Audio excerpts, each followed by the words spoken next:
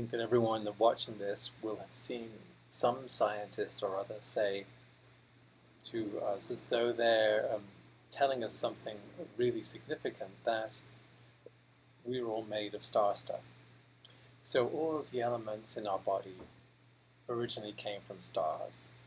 And this includes oxygen, carbon, iron from supernovae. All of the elements in our body came originally from stars, and so we're all made of star stuff. And I wanted to talk about that because that's never impressed me. And here's why. So what? Who cares? We're all made of elements that were made in stars. Who cares about that? Why should we care? Why do scientists like Neil deGrasse Tyson tell us with such great satisfaction, as though we're supposed to be impressed, that we're all made of elements that were made in stars? Because the same science that's just telling us that also tells us that stars are just giant balls of gas in which nuclear fusion reactions go on that create elements.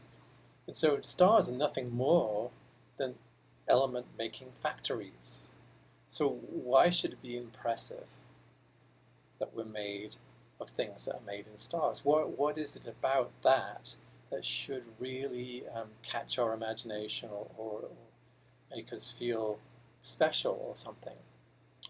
And it's not like we worship stars or the sun anymore, right? The same science that is telling us all these things has also told us that only primitive cultures would worship natural phenomena or treat with reverence a natural phenomena like a star or the sun, treat as sacred a natural phenomena. Only primitive societies would do that. So we're not primitive anymore, so we don't do that. So star is not sacred, it's not special, it's an element-making factory, it's a giant ball of gas, and we're made of stuff that's made in stars. What's the big deal? Why should I be impressed? And it is as though the same scientists that are telling us this, on some level, still feel like stars are special things, right? There's something special about stars or the sun, and therefore we should actually feel impressed. But I don't know why. The question is, why do they think that? And one has to assume that somewhere deep down there in the scientist that's saying this, that there's still a sense of wonder and awe about the existence of stars. That there's still something special about the existence of stars. And that therefore, the fact that we're made of that material would make us special too. But what is it that would be special about a star? And this, I think, must remain quite unconscious within the scientists that say these things. It's like, what is it that's special about a star?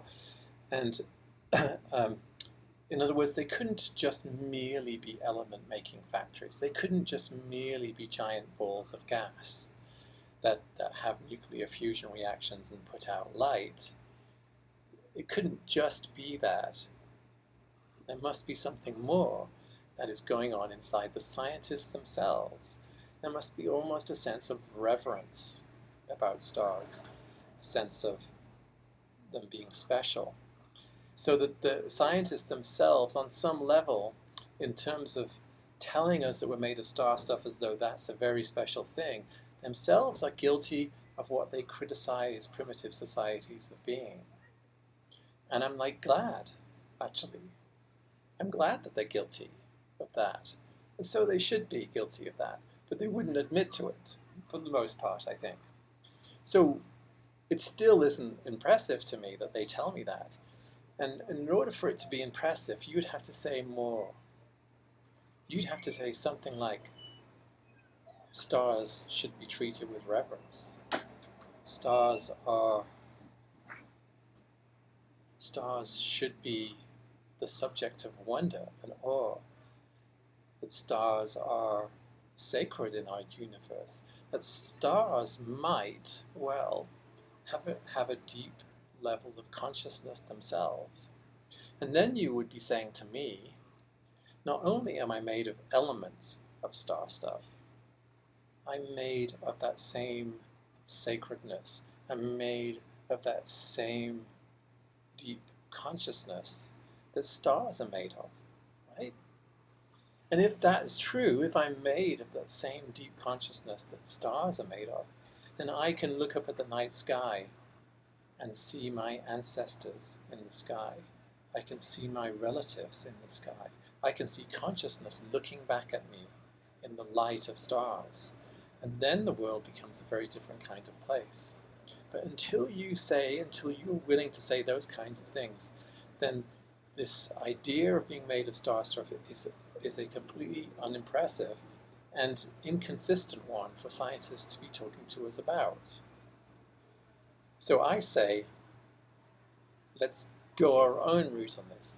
Let's take it as far as we want to take it. And let's look up at the night sky and see our ancestors in the stars, looking down on us, shining down on us, and we're looking back at them. And have that experience, and then see how that feels to us. And that's my suggestion for this blog.